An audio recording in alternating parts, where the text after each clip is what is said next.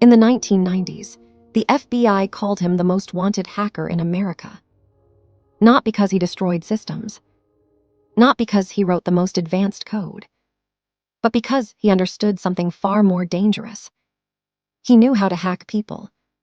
This is the story of Kevin Mitnick, the hacker who proved that the weakest link in any system is human trust. To understand Kevin Mitnick, you have to understand the era he lived in. The internet was young. Corporate cybersecurity barely existed. Passwords were written on sticky notes.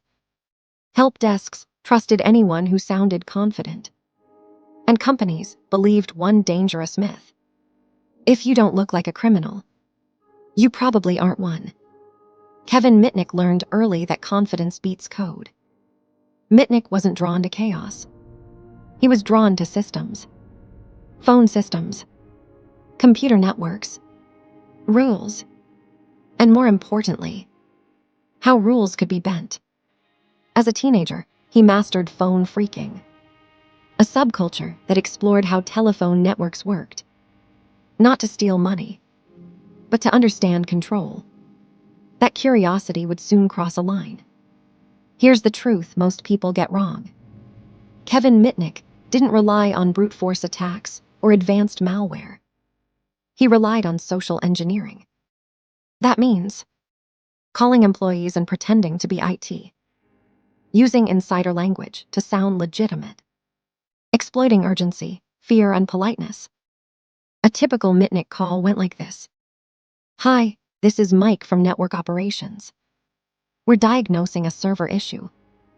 Can you reset the password on account X?"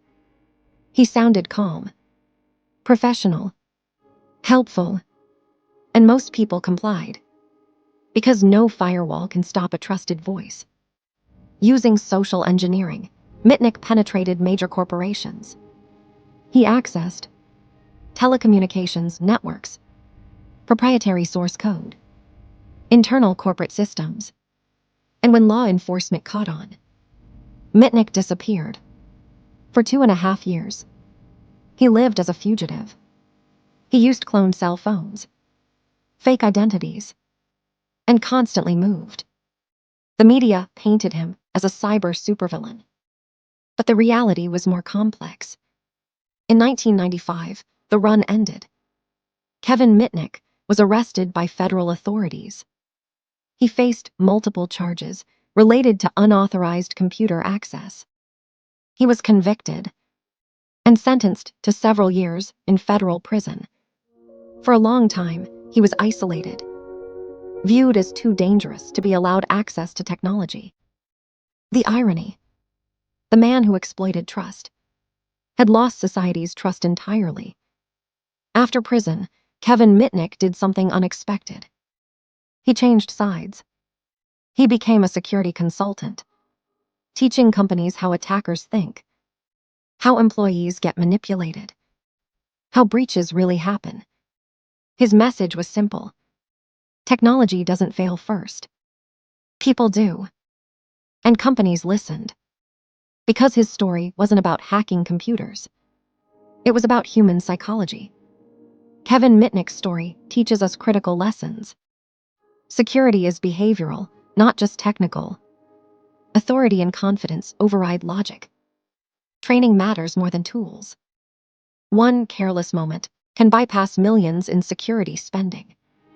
This is why modern cybersecurity focuses on employee awareness, phishing simulations, zero trust models.